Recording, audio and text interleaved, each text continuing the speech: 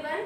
We are in amalgamation. क्या सीखा आपने amalgamation में? There are three types of amalgamation: absorption, amalgamation of two companies, and external reconstruction.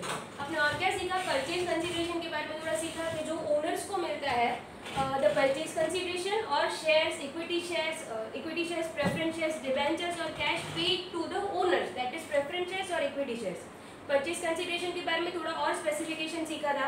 Then we came to the methods. There were two methods, nature of merger and nature of purchase. Nature of merger के अगर 5 conditions है वो satisfy होता है तो amalgamation is a nature of merger and the interest of pooling method is to be followed for the accounting. In nature of purchase अगर ये conditions नहीं सेटिस्फाई हो रही, come to the other part and purchase method is to be followed. Will you have to keep patience. तुमको methods का जो accounting methods का exact difference है ना वो थोड़ा चैप्टर की एंड में जाएंगे तब तक आएगा. सो करंटली डोंट रश कि हमको मेथड्स का डिफरेंट नहीं समझ में आ रहा है या फिर अकाउंटिंग की डिफरेंस नहीं समझ में आ रही है. You have to practise for that. You have to deal with 3-4 sums of each method. Only then you will be clear with all the aspects, all the differences of the method, right. And then we came to the accounting.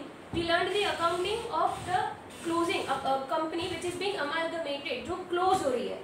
उसकी हमने journal entries देखी. It was almost similar to the partnership thing.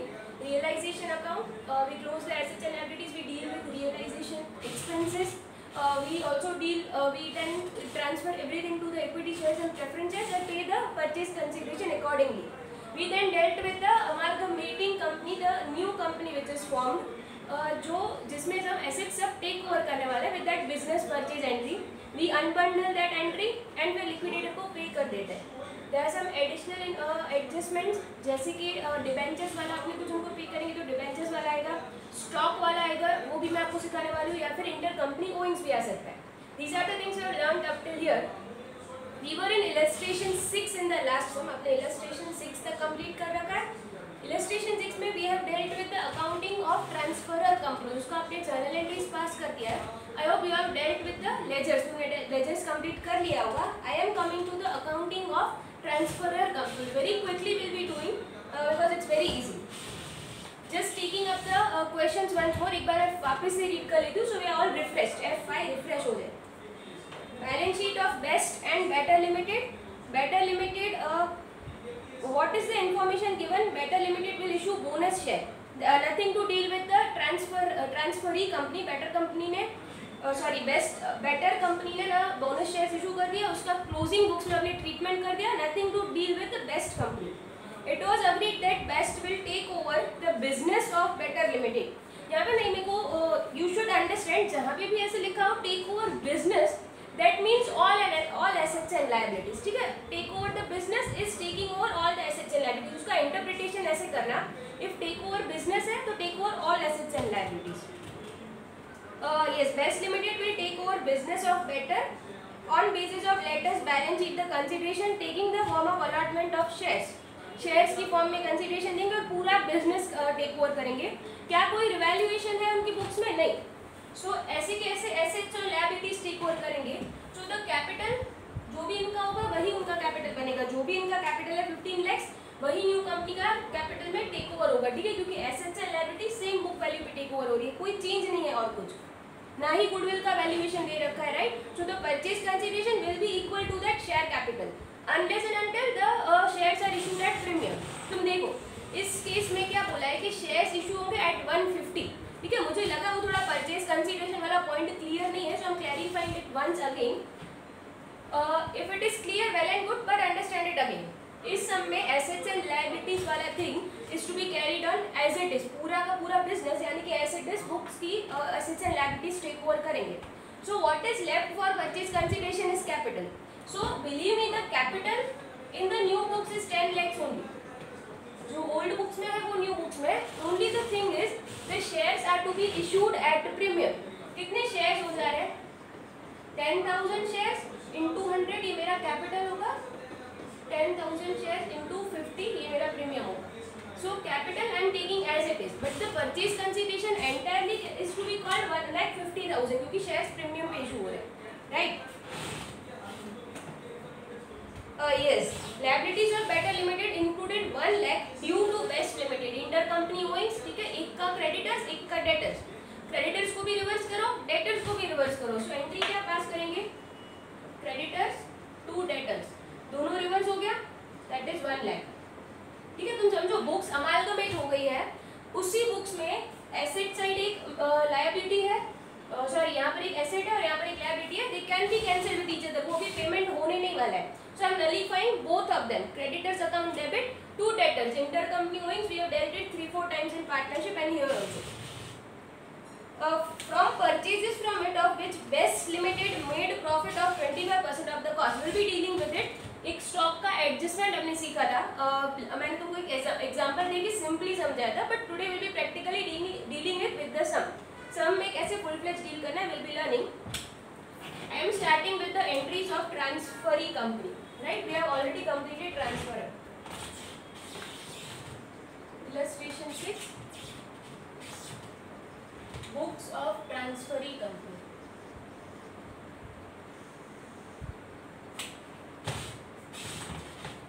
All the assets and liabilities at book value, but सबसे पहले एक bundled entry, क्या है bundled entry? business purchase to liquidator of Better Limited. यहाँ पर न्यू फॉर्म अकाउंट या फिर better limited नहीं लिखना, क्योंकि हमेशा लिक्विडेटर से डील करना पड़ता है.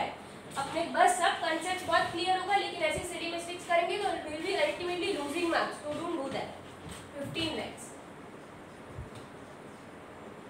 purchase consideration, right? Yes. The next is open up this bundle. We are taking up assets of 15 lakh, fixed assets 15 lakhs. Then we have current assets 5 lakhs.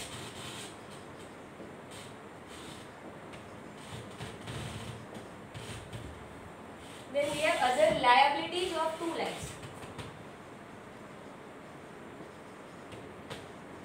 Sorry, liabilities.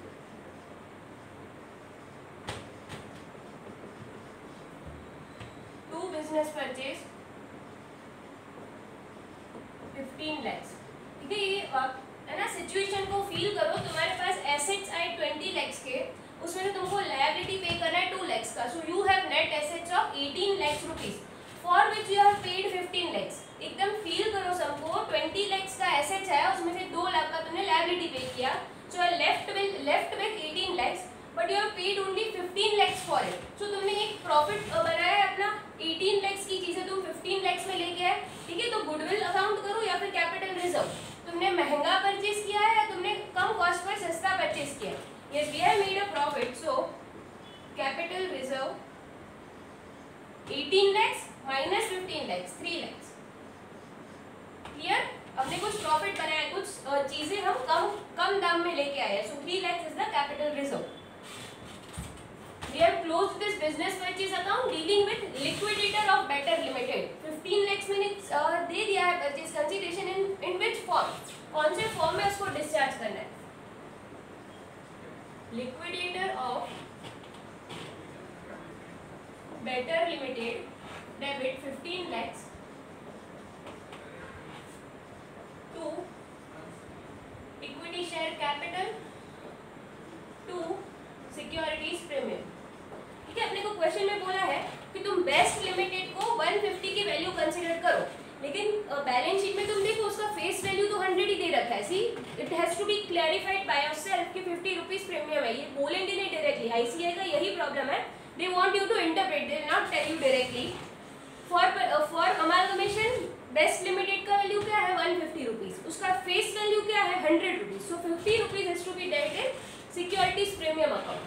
We have calculated number of shares 10,000 into 100, 10,000 into 50, 10 lakh and 5 lakh. ये जो normal 3 entries थी बिल्कुल simple. I am keeping on repeating कि इसमें कहीं भी अपना problem, कभी भी इसमें मिस्टेक नहीं करना. बहुत इजी है, बहुत रिपीटेटिवली हमने किया है, but don't make mistakes in this. ये बेसिक हर सम में, ऑलमोस्ट हर सम में करना पड़ेगा. Yes, इसमें दो एडजस्टमेंट है, डिवेंचर्स का कुछ एडजस्टमेंट नहीं है, रियलाइजेशन एक्सपेंस का भी कुछ एडजस्टमेंट नहीं है. सो मैं ना अपनी सीक्वेंस के लिए एक मेंटेन कर देती हूँ. रियलाइजेशन एक्सपेंस का अगर होता तो मैं करती, लेकिन यहाँ पर कुछ है नहीं. और अदर लायबिलिटीज भी नहीं है, डिबेंचर्स ऐसा कुछ है नहीं, right? Yes. The next adjustment, liabilities of better limited, यानी कि अपनी books, sorry the closing books of that company, जो मैंने यहाँ पर 2 लाख रुपीज की लायबिलिटी टेक ओवर की है, out of that 1 lakh due to best limited. 1 lakh तो हमारे में से ही है, 1 लाख तो हमारे में से ही। तो इतना लाइन पढ़ने के बाद ही मुझे समझ में आता था कि इंटर कंपनी गोइंग से 1 लाख रुपीज का ये जो लायबिलिटीज मुझे पे आउट करनी है, मैंने ऐसे सोचा था, क्या सोचा था कि मैं 20 लाख के एसेट ले रहा हूँ और 2 लाख की मैं लायबिलिटी ले रही हूँ और 18 लाख मुझे मिल गए, लेकिन इस लायबिलिटी में से 1 लाख तो मेरे ही बिजनेस में है, तो वो मुझे पे ही नहीं करना है, मेरे एसेट्स कट हो जा रहे हैं। अगर मैं पे करती तो मेरा कैश चला जाता, मैं पे नहीं कर रही, मेरा डेटर्स कम हो जा रहा है, ठीक है? Ultimately it's same, so I am cancelling that liability. Creditors और to be specific, trade payables debit to trade receivable 1 lakh. अभी बहुत ध्यान से सुनना, we are on a new part जो हमने कभी नहीं सीखा है, स्टॉक का एडजस्टमेंट। व्हाट डज इट से कि जो 1 लाख का परचेज है, ठीक है, liabilities of better limited included 1 lakh due to best limited for purchases made from it, ठीक है, वो हमने कैंसिल कर दिया। On which best limited made profit of 25% on cost, okay 25% on cost, 25% on cost पे उसने मुझे गुड्स भेजा था, मैंने क्रेडिटर्स को कैंसिल कर दिया है। The goods of 50,000 out of the said purchases remained in the stock, ठीक है? अब क्लियर कर लेते एकदम situation. Liabilities of better limited, यानी कि परचेजर कौन होगा? बेटर लिमिटेड की लायबिलिटीज में है, यानी कि क्रेडिटर्स परचेजर की बुक्स में, तो purchaser is better, seller is best, ठीक है? एकदम सिचुएशन क्लियर कर लो। अगर परचेजर बेटर है तो कौन से किसकी बुक्स में क्रेडिटर्स और स्टॉक दोनों होगा? बेटर की बुक्स में, बट बेटर्स की बुक में क्रेडिटर्स भी होगा, स्टॉक भी होगा, ठीक है? ये बोल रहे हैं कि क्रेडिटर्स जो टेक ओवर हुआ है उसका मैंने चलो एडजस्टमेंट दे दिया, लेकिन हम लोग बोल रहे हैं कि जो 50,000 का तुमने स्टॉक टेक ओवर किया है करंट एसेट्स में, उसमें एक 50,000 रुपीज का स्टॉक है जो तुम्हारे पास से ही परचेज कर रखा है, ठीक है? उन्होंने ये बेस्ट के पास से ही परचेज कर रखा है और बेस्ट ने उस पर प्रॉफिट चार्ज किया था। कितना प्रॉफिट चार्ज किया था? 25%। बेस्ट ने 25% प्रॉफिट चार्ज किया था। अभी ये स्टॉक किसकी बैलेंस शीट में आ जाएगा? अगर बैलेंस शीट कंबाइन हो जा रही है तो बेस्ट की बुक्स में ही आ जाएगा। ये स्टॉक अभी दोनों जो बैलेंस शीट कंबाइन हो जा रही है तो किसकी बुक्स में आ जाएगा? बेटर का स्टॉक जो मैंने टेक ओवर किया है करंट एसेट्स मैंने ऑलरेडी बैलेंस शीट में डाल दिया है, बेस्ट की बुक्स में आ गया, ठीक है?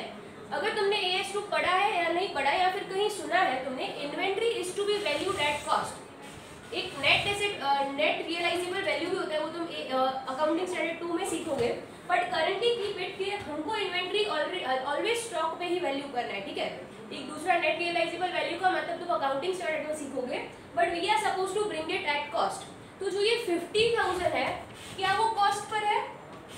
50,000 तो ध्यान से क्वेश्चन पढ़ो, तो goods of 50,000 out of the said purchases, यानी कि जो बेटर लिमिटेड ने अकाउंट किया उसके लिए वो परचेज प्राइस है 50,000, बेटर के लिए वो परचेज प्राइस है 50,000, बेस्ट के लिए सेलिंग प्राइस 50,000 है। क्या बेस्ट के लिए कॉस्ट 50,000 है?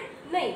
you will be able to interpret by this only by reading it 4-5 times। उसको 4-5 बार ध्यान से पढ़ो और फिर इंटरप्रेट करो। जो परचेजिंग प्राइस है वो 50,000 है, बेटर की बुक्स में स्टॉक आ गया, that was sold by best, उसमें प्रॉफिट इंक्लूड करके, this is purchase price for better, selling price for best, purchase price for better, selling price for best. ये क्या चार्ज करता है? 25% on cost. Can I say 20% on sales, 25% on cost, 20% on sales, right? अगर ये कोई भूल गया तो मैं समझा दे रही हूँ। अगर मेरा कोई गुड्स है जो मेरे को 100 रुपीज में कॉस्ट पड़ता है, तो मैं उसको 25% ऑन कॉस्ट पे बेचूं तो मेरा सेलिंग प्राइस 125 हो जाएगा, ठीक है? 100 रुपीज का मुझे कोई गुड्स पड़ता है जो मेरे को कॉस्ट पड़ता है 100 रुपीज, उसको मैं 25% ऑन कॉस्ट पे बेचूं तो मेरा सेलिंग प्राइस 125 रुपीज हुआ। ये प्रॉफिट इसकी कंपैरिजन में कितना है? What is the profit percentage on sale price is 25 divide by 125 into 100, that is 20%. 25% on cost is 20% on sales. Purchase price यानी कि 125 से अगर मैं कंपेयर करूं तो ये 25 रुपीस कितना परसेंटेज है प्रॉफिट का, तो दैट इज 20% ऑफ सेल्स। ये तुम कोई भी फिगर पर एग्जांपल ले सकते हो, तुमको समझ में आ जाएगा, ये हर एक फिगर पर सेटिस्फाई हो जाएगा। 25% on cost is 20% on sales. तुमको मोस्ट ऑफ को तो ये याद ही होगा, but yes will repeat it again. 20% on sale इसने प्रॉफिट कर रखा है। So 50,000 is selling price for best. तुमको क्या लगता है कि बेस्ट का कॉस्ट कितना होगा? बेस्ट का कॉस्ट कितना होगा? इस पर सेलिंग प्राइस पर इसने 20% प्रॉफिट कर रखा है। 20% ऑन 50,000, 10,000 उसका प्रॉफिट है और कॉस्ट है 40,000। एकदम क्लियर है? मैं एक बार वापस रिपीट कर दूंगी लास्ट में, ठीक है। 20% on cost, sorry 20% on sales उनका प्रॉफिट है। So 10,000 is the profit which is included in stock. ये जो मैं यहाँ पे इंक्लूड किया 5 करंट एसेट, वहाँ पर ये प्रॉफिट भी इंक्लूड हो गया। एक्चुअली मुझे स्टॉक 40 पे करना चाहिए, लेकिन वो स्टॉक 50 पे हो गया। एक्चुअली ये स्टॉक 40 पे करना चाहिए, लेकिन ये स्टॉक 50 पे हो गया। तो मैं क्या करूंगी, करंट एसेट्स की वैल्यू 10,000 से कम कर दूंगी। करंट एसेट्स की वैल्यू 10,000 से कम कर दूंगी, ठीक है। मैंने ये कैपिटल रिजर्व कहाँ से निकाला कि मैंने एसेट्स लेके आए हैं 20 लाख के। तो क्या एसेट्स 20 लाख के आए? नहीं, एसेट्स तो 19,90,000 की आए, क्योंकि मैं 10,000 तो कम कर रही हूँ। सो वो एडजस्टमेंट अल्टीमेटली कैपिटल रिजर्व में होगा। I repeat this once again, but ये मैंने क्या निकाला, एक अनरियलाइज्ड प्रॉफिट है। मुझे स्टॉक कॉस्ट पे ही वैल्यू करना है हमेशा। बैलेंस शीट में स्टॉक कॉस्ट पे आना चाहिए, वरना ये बहुत बड़ा प्रॉब्लम हो जाता है। So I am taking this profit. मैं स्टॉक को कॉस्ट पे लेके आने के लिए मैं उसको क्रेडिट कर दूंगी, ठीक है। स्टॉक को क्रेडिट कर दो 10,000 से, उसकी वैल्यू कम हो जाएगी। But what will be the other, कहाँ से मैं उसको एडजस्ट करूँ? तो ये प्रॉफिट से, क्योंकि यहाँ पर मैंने balancing figure profit 3 lakh capital reserve में रखा है। That is not actually 3 lakh, क्योंकि मेरे एसेट्स कम हो रहे हैं, तो उसका नेक्स्ट इफेक्ट कैपिटल रिजर्व में आएगा। सो उसका एडजस्टमेंट कैसे होगा? What will be the final entry? Capital reserve to current assets. कितने से मुझे करंट एसेट्स कम करना है? 10,000 से। द ओनली थिंग इज कि तुम्हारा जो स्टॉक है वो कॉस्ट से थोड़ा ओवर वैल्यूड है, कॉस्ट से थोड़ा ज्यादा वैल्यू करके तुमने टेक ओवर किया है। तो कॉस्ट जो ज्यादा पोर्शन है प्रॉफिट, उसको निकाल दो और उसको कॉस्ट पे लेके आओ। तो मैंने ये एंट्री कर दी, तो मेरा क्या करंट एसेट्स 10,000 से कम हो गया। जो ये प्रॉफिट था 20% ऑन सेल्स वो निकल गया, ठीक है। सब एडजस्टमेंट हो गया, एकदम कॉस्ट पे आ गया, सब अकाउंटिंग स्टैंडर्ड्स फॉलो हो गया, हमारी बुक फुल्ली कंप्लीट हो गई। This is the requirement of this entry. Repeating the entire thing once again, क्या हुआ कि हमारी बुक्स में जो हमारी हमने ट्रांसफरर कंपनी थी, उसको मैंने गुड्स सेल करके रखा था, तो उसके मैंने एसेट्स भी टेक ओवर किए हैं। उस एसेट्स में एक स्टॉक है जिसपे मैंने प्रॉफिट चार्ज करके उसको बेचा था। वो प्रॉफिट यानी कि सेलिंग प्राइस पे ही मैंने उसको लेके आया, एसेट में सेलिंग प्राइस पे ही लेके आई हूँ।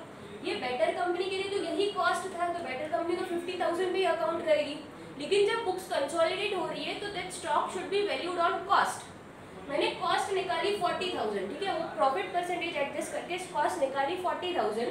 10,000 का मुझे प्रॉफिट नलिफाई करना पड़ेगा, and that is to be adjusted from this capital reserve, जो मैंने अल्टीमेटली बैलेंस शीट लेके आया, प्रॉफिट निकाला है। पर वो प्रॉफिट है नहीं, प्रॉफिट तो 2,90,000 का ही हुआ, क्योंकि मैंने एसेट्स 19,90,000 का ही टेक ओवर किया practically. So that this is the way I'll adjust the 10,000 rupees. Clear? Yes, just copy this down. We'll be moving ahead.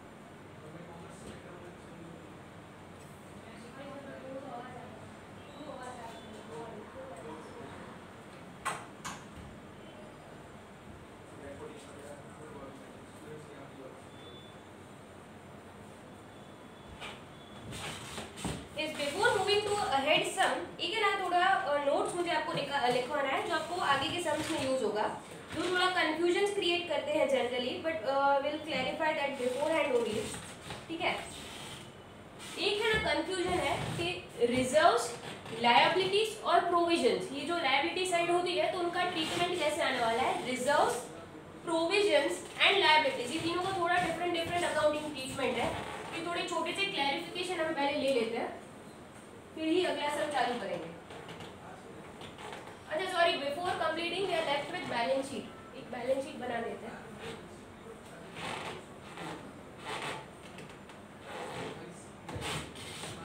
Yes, we are going to balance sheet.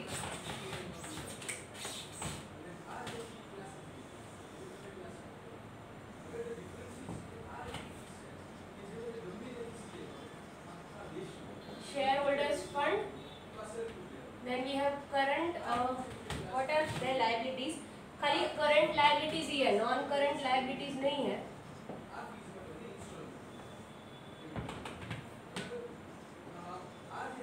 Equity, note 1, reserves and surplus, note 2, right। यहाँ पर non current asset, fixed assets, investment 3 and 4, and then there are current assets।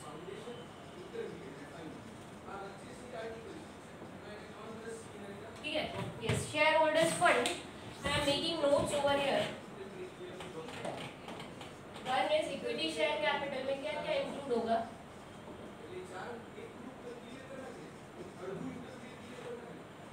First is equity share capital. देखो अब 10 lakh rupees already best का, sorry 20 lakh rupees already best का है, और जो हमने एंट्री पास किया उसमें equity share capital 10 lakh rupees का ही इनकॉर्पोरेट किया है। परचेज कंसीडरेशन 15 लाख है, कैपिटल 10 लाख रुपीज ही है, 5 lakh is the premium. Yes, और यहाँ पर मैं सीधा ऐसे लिख दे रही हूँ, 30,000 shares of 100 each is 30 lakhs, 20,000 shares were already there, 10,000 shares of 100 each we have issued as purchase consideration। Second is reserves and surplus, capital reserve, capital reserve मैंने 3 lakhs किया था, 10,000 का स्टॉक एडजस्टमेंट उसमें से किया, 3 lakhs minus 10,000, 2,90,000 capital reserve। then securities premium 5 lakhs मैंने incorporate किया in the entries। then other reserves है क्या कुछ, is reserves and surplus। reserves and surplus better limited का मत ले लेना, हमने ऑलरेडी इक्विटी शेयर कैपिटल में उसको क्लोज कर दिया इन दैट प्रीवियस सम, जो लास्ट लेक्चर में अपने ट्रांसफरर कंपनी का किया था उसमें 8 lakhs ऑलरेडी इक्विटी शेयर्स में लेके क्लोज कर दिया था। सो एसेट्स लायबिलिटीज प्लस कर रहे हैं, दैट डजंट मीन तुम रिजर्व सरप्लस प्लस करोगे। यहाँ पे ना ये सिली मिस्टेक्स बहुत होती है, तो कहीं पे नोट लिख लो, अगर तुम ये मिस्टेक रीड करते जाओगे तो you never commit that mistake. ठीक है, रिजर्व्स एंड सरप्लस 10 lakhs ही आएगा, not 18 lakhs। 15 and 17 lakh 90,000, 15 and plus 2 17 90 yes, 30 lakhs and 17 lakh 90,000। what are the current liabilities? current liabilities 20 lakhs plus 2 22 लिखूं, 22 नहीं लिखेंगे क्योंकि 1 लाख का आपने एक एडजस्टमेंट भी किया है, ये सब याद रखना। यस, 21 lakhs, 20 plus 2 दोनों का बैलेंस शीट मर्ज करना है, लेकिन उसमें से 1 लाख का इंटर कंपनी ओइंग था तो वो कैंसिल कर दिया है, right. Yes, assets, fixed assets we have taken up as it is, उसमें कोई एडजस्टमेंट नहीं था, so I think 40 lakhs rupees. Non current में फिक्स एसेट्स, यहाँ पर मैं एक नोट बना देती हूँ, fixed assets of best and fixed assets of better 25 and 15, 25 lakhs and 15 lakhs, 40 lakhs। बहुत सिंपल है बैलेंस शीट बनाना, बस तुम लेते आओ। इन्वेस्टमेंट 5 lakhs, खाली एडजस्टमेंट से वो याद रखना, बाकी दो फिगर ऐड करके चलते जाना। Current assets 20 lakhs plus 5 lakh 25 lakhs, पर उसमें एक एडजस्टमेंट था, सॉरी दो एडजस्टमेंट था, एक डेटर्स वाला और एक स्टॉक वाला. Okay, this is the fourth. इसमें नोट की जरूरत नहीं है, इन्वेस्टमेंट डिजाइन देते हैं. Fourth is current assets. Current assets of best is 20 lakhs.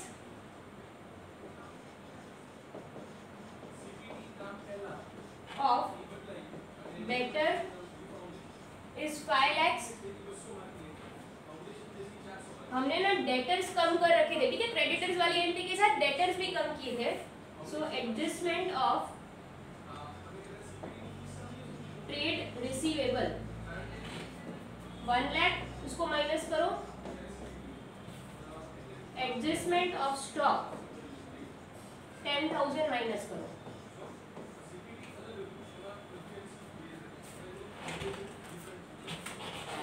25 lakhs minus 1,10,000, 23,90,000. I am changing the marker, don't worry. कर दी मैं चेंज, आप बोलो उससे पहले. 23,90,000, ठीक है. पहले बैलेंस शीट मैच कर लेते हैं.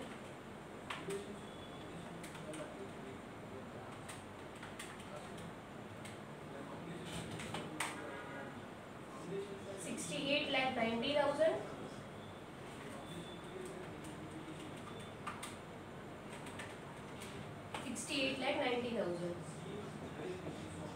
ठीक है, बैलेंस शीट बहुत इजी है. दो बैलेंस शीट में से फिगर डाउन को ऐड करो, सोचो कि उसमें कुछ एडजस्टमेंट है कि नहीं. Copy this down very fast and you are supposed to move ahead.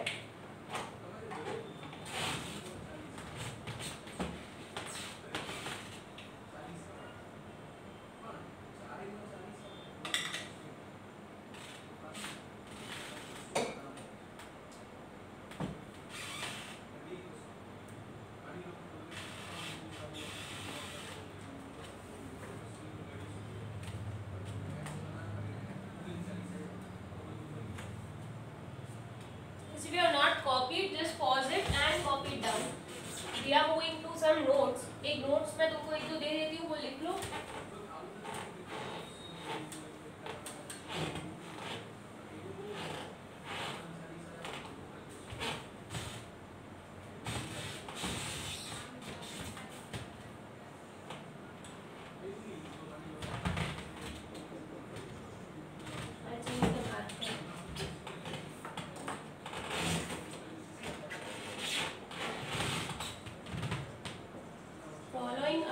Reserves and surplus. ये ना जब तुम टेक ओवर कर रहे हो तो क्रेडिट, क्या वो लायबिलिटीज है, क्या वो प्रोविजंस है, और क्या वो रिजर्व्स एंड सरप्लस है, इन तीनों का बाइफर्केशन पता होना चाहिए. जो रिजर्व्स होते हैं उसको हम क्या करते हैं, they are transferred to equity share holders account. एकदम क्लियर. रिजर्व्स मेरे को बाइफरकेटेड क्यों पता होना चाहिए. तुम जब आगे देखोगे ना उसके एग्जाम्पल तो लगेगा कि थोड़ा कंफ्यूजिंग है, इसका नोट कंपलसरी ले लेना चाहिए एक सेफ साइड के लिए, ठीक है. रिजर्व्स का क्या ट्रीटमेंट होता है, we always close it in equity share holders account. Liabilities होती है तो उनका क्या ट्रीटमेंट होता है, इधर पेड और take it to realisation, close कर दो या फिर न्यू कंपनी में ट्रांसफर कर दो. दो ऑप्शन है तुम्हारे पास. And the third is provisions for assets. मैं उसका एग्जांपल दूंगी तो समझ में आ जाएगा. प्रोविजन ऑफ एसेट्स के भी दो ऑप्शंस है, close it in asset account और take it to realisation.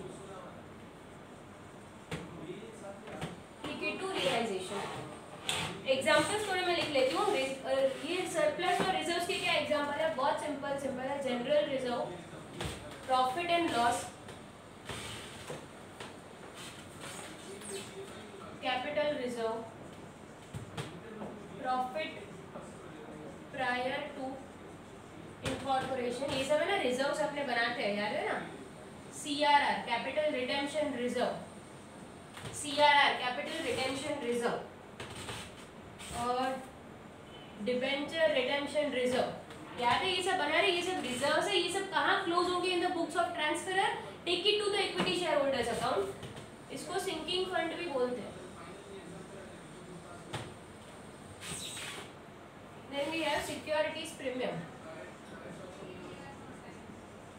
Securities premium अगर हो तो इक्विटी शेयर्स में ले जाओ। वर्कमैन कंपेंसेशन फंड, देखो ये है ना, वर्कमैन कंपेंसेशन फंड बहुत कंफ्यूजिंग होता है, ये कभी कभी लायबिलिटीज में आता है, कभी कभी रिजर्व्स एंड सरप्लस में आता है। उस दिन अपने डील किया था तो उसमें 8,000 का ये दे रखा था वर्कमैन कंपेंसेशन फंड, और क्या बोला था उसमें से 5,000 जो है वो लायबिलिटी है, सो 3,000 जो है उसमें से 3,000 will be dealt like reserves and surplus, उसको इक्विटी शेयर्स में ले जाओ, एंड बाकी 5,000 अपने न्यू कंपनी में रियलाइजेशन में लेके गए थे। सो वर्कमैन कंपेंसेशन फंड में तुमको देखना पड़ेगा कि स्पेसिफिकेशन, सी द स्पेसिफिकेशन, ठीक है ना। वर्कमैन कंपेंसेशन फंड में थोड़ा कंफ्यूजिंग हो सकता है, वो लायबिलिटीज के फॉर्म में अगर स्पेसिफाई कर रहे हैं तो उसको लायबिलिटी की तरह ट्रीट करो, अगर कुछ भी नहीं दिया तो it is a normal reserve.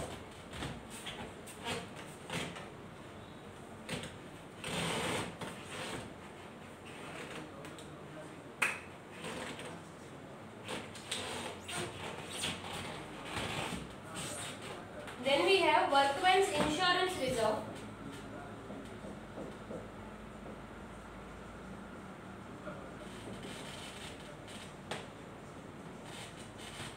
Then we have investment allowance reserve.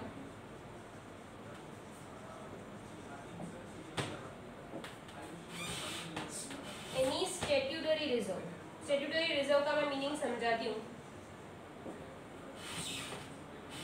और अगर ये कुछ है preliminary expenses, discount on debenture, या फिर ऐसे कुछ फिक्टिशियस एसेट्स है, तो ये सब का ट्रीटमेंट क्या आएगा, to close it in equity share holders account, ठीक है। Liabilities, creditors, bills payable,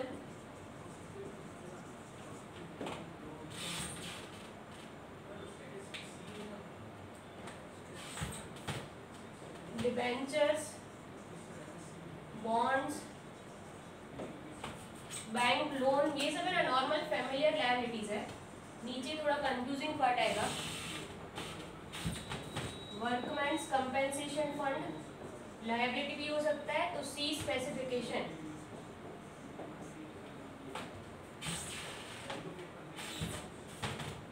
workman insurance fund के लिए सेम,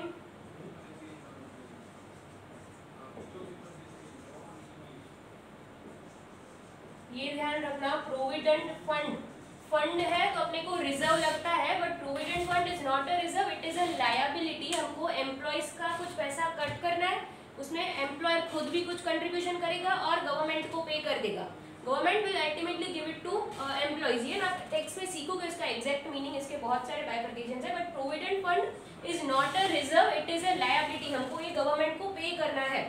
सो ऐसा कोई स्पेसिफिक पॉइंट आ रहा है उसको मार्क करो, लायबिलिटी ऑलवेज, इसमें कोई चांस ही नहीं है कि ये रिजर्व है। वर्कमैन प्रॉफिट शेयरिंग फंड, ये भी लायबिलिटी जैसा रिजर्व जैसा साउंड करता है, इसमें फंड लिखा हुआ है, but again this is the profit. ना कोई एम्प्लॉयज को प्रॉफिट शेयरिंग के बेसिस पे भी लेते हैं, जनरली एम्प्लॉयज को सैलरी पे करते हैं, बट कोई बहुत टैलेंटेड है, उसी के बाद बहुत अच्छा क्वालिफिकेशन है तो हम उसको प्रॉफिट शेयरिंग पे भी पेश कर सकते हैं, प्रॉफिट शेयरिंग पे भी उनको एम्प्लॉय कर सकते हैं, और उनका जो प्रॉफिट शेयरिंग का पार्ट है वो हम इस रिजर्व में डिपॉजिट करते जाते हैं। So it is a liability because it is to be paid to that employee, liability always, इसमें कोई चांस नहीं है रिजर्व होने का। Then any retirement fund, gratuity fund हो सकता है, या फिर बहुत सारी बोनस पेमेंट का फंड कोई या रिजर्व अपने बना के रखा है। ये सब क्या है कि जब कोई एम्प्लॉय रिटायर होगा तो उसको हमको पे करना पड़ेगा, या फिर वॉलंटरी रिटायरमेंट के लिए अपने कुछ पैसे बचा के रखते होते हैं, जब कोई एम्प्लॉय रिटायर होगा उनको पैसे देने पड़ते हैं, तो you can not take all the money from the profit, क्योंकि वो ईयर का प्रॉफिट अफेक्ट हो जाएगा। So you to take it from retirement. Retirement एक फंड बना दो और उसमें से पे करते जाओ। So again this is a liability, this is not a reserve. कोई भी रिटायरमेंट फंड हो, ऑलवेज लायबिलिटी। हम है ना कुछ एसेट्स क्रिएट करते हैं फॉर, सॉरी कुछ प्रोविजंस क्रिएट करते हैं फॉर द एसेट्स, जैसे कि bad debt reserve,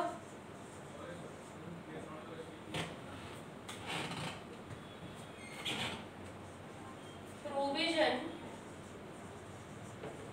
for decline in investments, machine replacement fund. ये सबका ना मीनिंग इतना इम्पोर्टेंट नहीं है, या फिर तुमको बेसिक नाम पढ़ के ही मीनिंग समझ में आ जाता होगा, but you have to deep. ये क्या है, एसेट्स के सामने कुछ हमने प्रोविजंस बनाए हैं। So either close it in the asset account, bad debt reserve को डेटर्स में क्लोज कर दो, या फिर take it to the realisation account में ले जाओ, एंड देन डेटर्स जो न्यू कंपनी में तो एक वैल्यू पर कैरी फॉरवर्ड होंगे। ये हम अकाउंटिंग ट्रीटमेंट सीख रहे हैं ट्रांसफरर की बुक्स में, क्या वो लायबिलिटी है, क्या वो रिजर्व है, या फिर वो प्रोविजन है अगेंस्ट एसेट, तो उसका उस तरह से ट्रीटमेंट होगा। ये जो तुम उसका ट्रीटमेंट लिख रहे हो वो अलग पेन से लिखना, तो थोड़ा हाईलाइट हो जाए। Okay, copy this in very fast. सबसे इंपॉर्टेंट कंफ्यूजन है ना, ये तीन चीजें आती है। ये जनरली स्टूडेंट जिसको रिजर्व करके आते हैं, ये तीन चीजें ही मेन है जिसके लिए मैंने ये चार्ट बनवाया है। Provident fund, workman profit sharing, और कोई भी प्रकार का, कोई भी टाइप का रिटायरमेंट फंड, ये हमेशा लायबिलिटी है। रियलाइजेशन में लेके जाओ न्यू कंपनी, या फिर उसको पे आउट कर दो, जो भी अपने को क्वेश्चन में स्पेसिफाई है। इक्विटी शेयर के अकाउंट में नहीं लेके जाना, बहुत क्या कंसेप्चुअल मिस्टेक हो जाएगा। भले इसका अमाउंट कम होगा, लेकिन तुम्हारे मार्क्स बहुत कट हो जाएंगे अगर कंसेप्चुअल एरर है। क्लैरिकल एरर है, तुमने 5000 का 50,000 ले लिया, वो क्लैरिकल एरर है। अगर तुम लायबिलिटी को रिजर्व कंसीडर करते हो, that is a conceptual mistake, उसका बहुत ज्यादा मार्क कट होगा। Yes, copy this down very fast.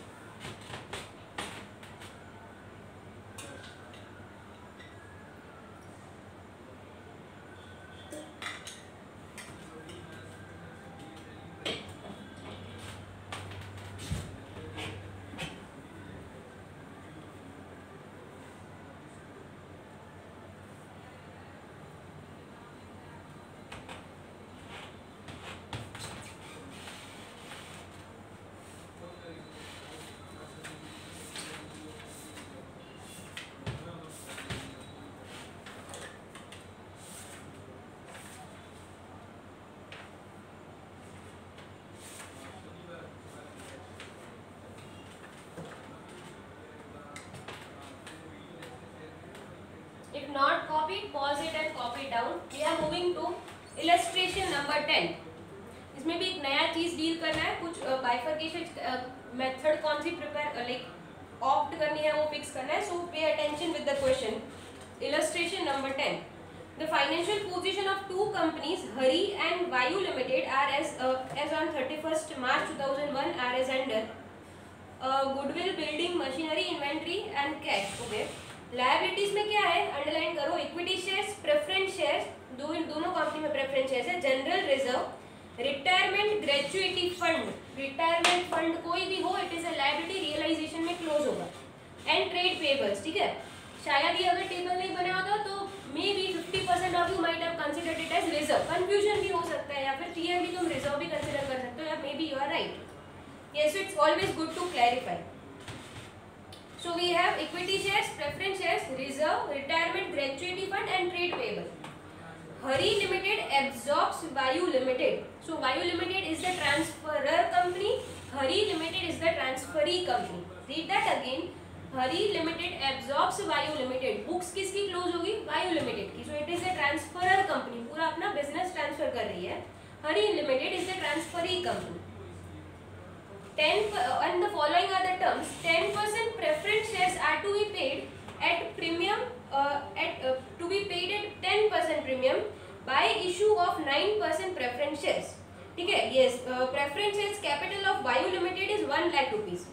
उसको 10% प्रीमियम पर अपने को रिडीम करना है, तो 1,10,000 देना पड़ेगा. 1 लाख प्लस उस पर 10% प्रीमियम, सो 1,10,000. 1,10,000 का क्या देना है? 9% preference shares of Hari limited, ठीक है। उनका प्रेफरेंस शेयर्स का अभी कैपिटल 1 लाख रुपीज है, बट क्या हम उनको फोर्स कर रहे हैं कि यस तुम प्लीज नई कंपनी में आओ, तो उनके लिए उनको कुछ कंपेंसेशन भी देना पड़ेगा। तो हम क्या बोल रहे हैं कि तुम्हारा प्रीवियस कैपिटल 1 लाख था, अभी तुम्हारा कैपिटल 1,10,000 हो जाएगा। You are not supposed to give any money, फिर भी तुम्हारा कैपिटल बढ़ जाएगा, 1,10,000 हो जाएगा। And you will be getting 9% preference shares, 1% तुम्हारा इंटरेस्ट में एडजस्टमेंट हो रहा है, but you are getting shares of 1,10,000। Goodwill of Vayu Limited is valued at 50,000, building at 1,50,000 and machinery at 1,60,000. Inventory to be taken at 10% value less. ये ना assets की adjustment है, जो assets take over कर रहे हैं उनकी valuation है। Equity shares of Vayu Limited will be issued equity shares at 5% premium. ठीक है, ये लाइन बहुत इंपॉर्टेंट है। Equity shares of Vayu Limited will be issued equity shares at the rate 5% premium. Obviously जो न्यू शेयर्स है वो हरी limited के होंगे, बट क्या आपने को कोई स्वैप रेशियो दे रखा है? 2 shares for every 3 shares, 5 shares for every 6 shares, ऐसा कुछ स्वैप रेशियो दे रखा है? We are not given any swap ratio, तो मैं नंबर ऑफ इक्विटी शेयर्स का कोई प्रपोर्शन कैलकुलेट नहीं कर सकती। क्या उन लोगों ने मुझे मार्केट वैल्यू या कोई इंट्रिंसिक वैल्यू दिया है जिसके बेसिस पर मैं number of equity shares calculate कर सकूं? We are not given anything. अपने को क्या बोले, खाली 5% प्रीमियम पे तुम ले लो। So it is not logical to assume कि उनका दोनों का फेस वैल्यू 10 होगा, सो 5% प्रीमियम करके तुम दे दो। This is not logical. Equity shares of 2 companies mostly market में डिफरेंट वे से ही वैल्यू होता है, like the valuation is always different. इसका एक मतलब यू आर गिवन अ वे कि इससे ऐसे डील करेंगे, बट यू शुड अंडरस्टैंड कि मैं वो मेथड कब एक्सेप्ट करूं, जब भी we are not given any swap ratio, we are not given any valuation of the company, उसका इंट्रिंसिक वैल्यू, उसका मार्केट वैल्यू या फिर अमालगमेशन में किसी स्टैट्यूटरी अथॉरिटी ने फिक्स किया वैसा वैल्यू नहीं दे रखा, तभी ये टेक ओवर करना है।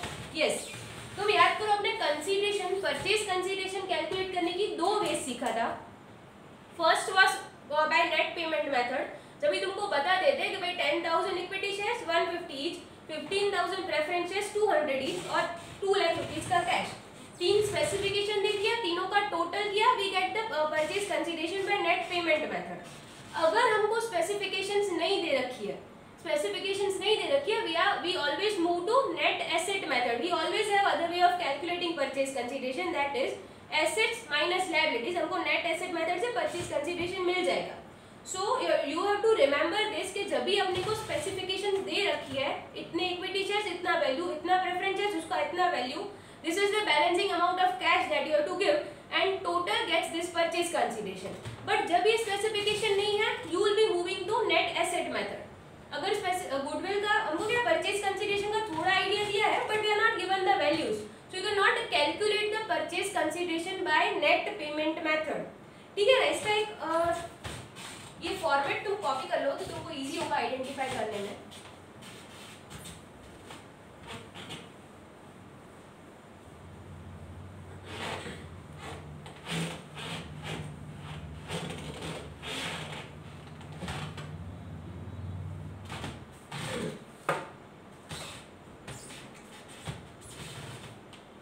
Yes.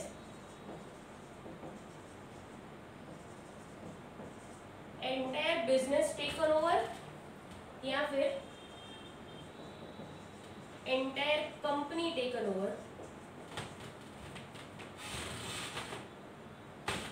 या फिर absorption, ये एक केस हो सकता है। और पार्शियल एसेट्स टेकन ओवर, ठीक है, पार्शियल एसेट्स टेकन ओवर हमने सीखा है, वो तुम 20 रुपए लेके जाते थे और कुछ भी जो भी आए तुम 10 किलो आलू लेके आए थे, या फिर तुम सिलेक्ट करके 8 किलो आलू लेके आए थे। तो ये 2 कंडीशंस हो सकती है अमालगमेशन की। I am giving you the chart के परचेज कंसीडरेशन की वे थोड़ी हमारे लिए क्लियर हो जाए, हमको कोई कंफ्यूजन ना रहे। जब भी we are taking up the entire business और we are absorbing the entire business, पूरा बिजनेस ही टेक ओवर हो रहा है। अगेन देयर आर 2 मेथड्स, या फिर यहाँ पे 2 कंडीशंस हो जा रही है। तो यहाँ पे मैं एक और स्पेसिफिकेशन दे देती हूँ, ऑल लायबिलिटीज एंड एसेट्स। ठीक है, यहाँ पर not all liabilities and assets.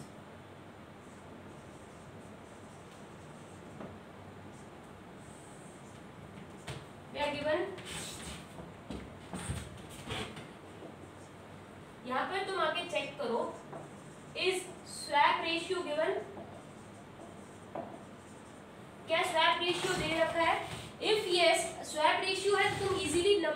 Equity shares calculate कर सकते हो, but in our sum swap ratio is not given, we can not reach up to the number of equity shares. Consider that and that is net payment method. अगर swap ratio दे रखा है, if not, if no swap ratio, अगर swap ratio नहीं दे रखा,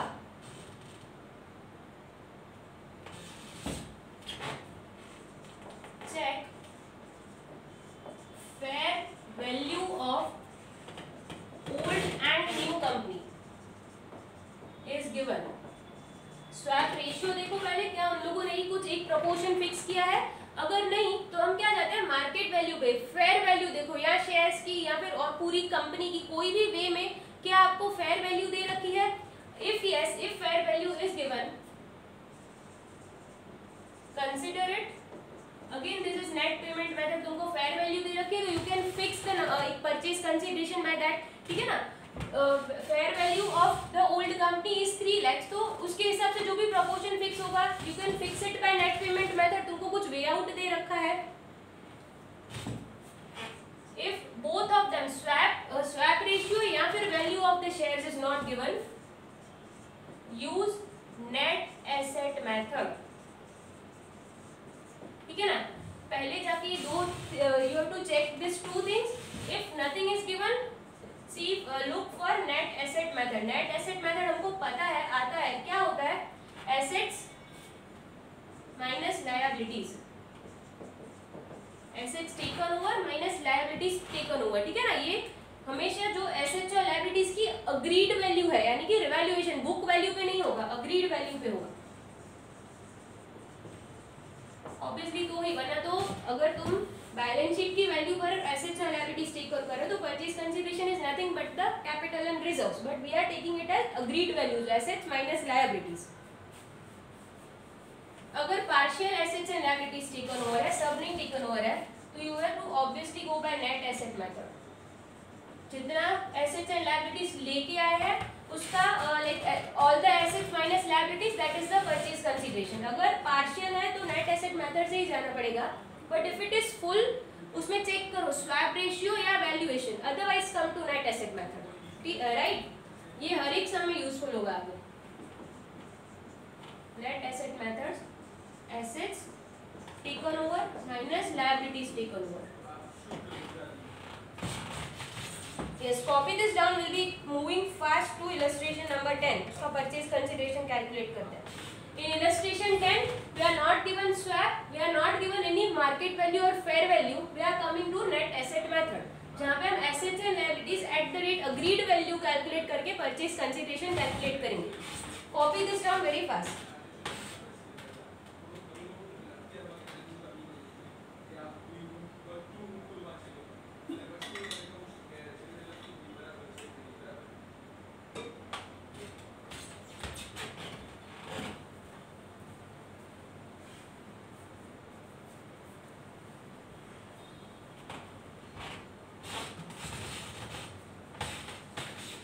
Just pause the video and copy it down if you are not copied. We are moving to illustration number 10. We are calculating the purchase consideration by net asset method. और एक indication भी मैंने तुमको लिखवाया था नेट एसेट मेथड में. अगर goodwill का वैल्यूएशन दे रखा है, you are going to net asset method, but this is the थोड़ा डिटेल में चार्ट है, तो तुमको आगे के समय भी यूजफुल हो जाएगा. इस illustration 10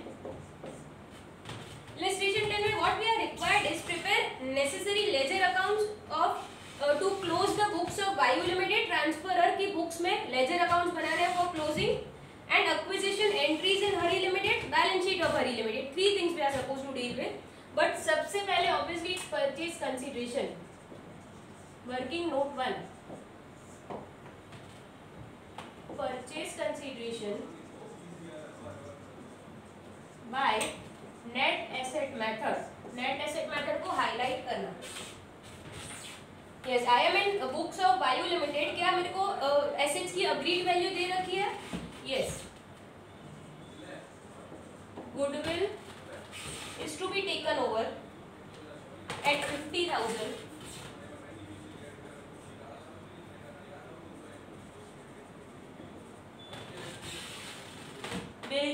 150, machinery at 160.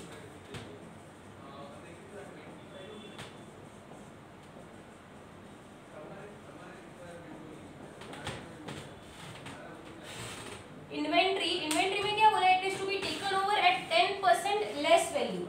So 1,75,000 minus 10%. Inventory agreed value पर परचेज कंसीडरेशन में कैलकुलेट कर रही हूँ, बुक्स वैल्यू पर नहीं होगा. इन्वेंट्री 157,500. डेटर्स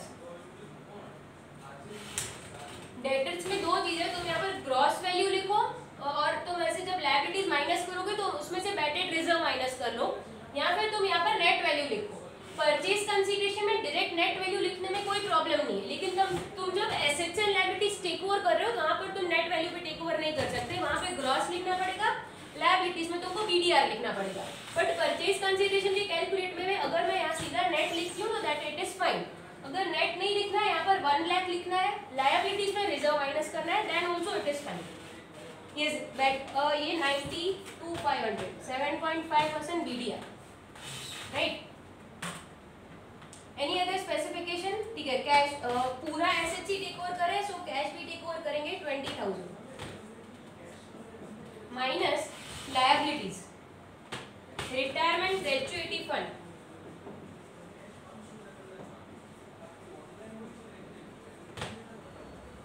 20,000. लायबिलिटी अगर मुझे नहीं पता होता ये तो मैं कंसिडर ही नहीं करती. एंड ट्रेड पेपर्स 80,000, उसमें कोई रिवैल्यूएशन नहीं है. यस, परचेज कंसीडरेशन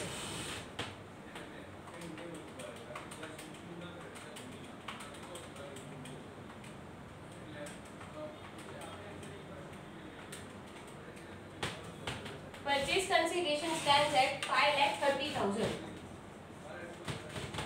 तभी तुमको स्वैप रेशियो नहीं दिया है, वैल्यूएशन नहीं दिया, नेट एसेट मेथड से परचेज कंसीडरेशन कैलकुलेट कर लो. परचेज कंसीडरेशन में तो यहाँ नीचे ही कंटिन्यू करना है, writing it over here. 5,30,000 is the purchase consideration. उसमें से प्रेफरेंस शेयर्स को क्या देना है? Preference shares are to be paid at premium of 10%. यानी कि मुझे उनको न्यू कैपिटल देना है, 9% preference shares new capital issue करना है, but that is to be given at 10% premium. Existing 1 lakh plus 10%, 1,10,000 का. Preference share holders 5,30,000 में से 1,10,000 तो preference share holders को जाएंगे, राइट. उनको मैं जो नया कैपिटल इशू कर रही हूँ वो प्रीमियम पे नहीं है, ये ध्यान देना. जो मैं रिडीम कर रही हूँ वो प्रीमियम पे है. जो नया कैपिटल है that is on fair value, उसका कोई प्रीमियम पे इशू करना है ऐसे नहीं बोला. But the capital's value should be 1,10,000, right? The balancing figure 4,30,000. No, 4,20,000 is for equity share capital. Equity share capital. Equity share capital मुझे 4,20,000 का चाहिए. I am issuing shares at 10.5 each. 10.5. Yes. What is the number of shares? ये एकदम clear हो रहा है. ये अगर मेरे पास नेट एसेट मेथड नहीं होता तो मैं 4,20,000 पे नहीं पहुंचती, कुछ अलग ही कैलकुलेशन होता. So when you are not given swap and value, come with this method and equity share capital consider करो. Number of equity shares equal to 4,20,000 divided by 10.5.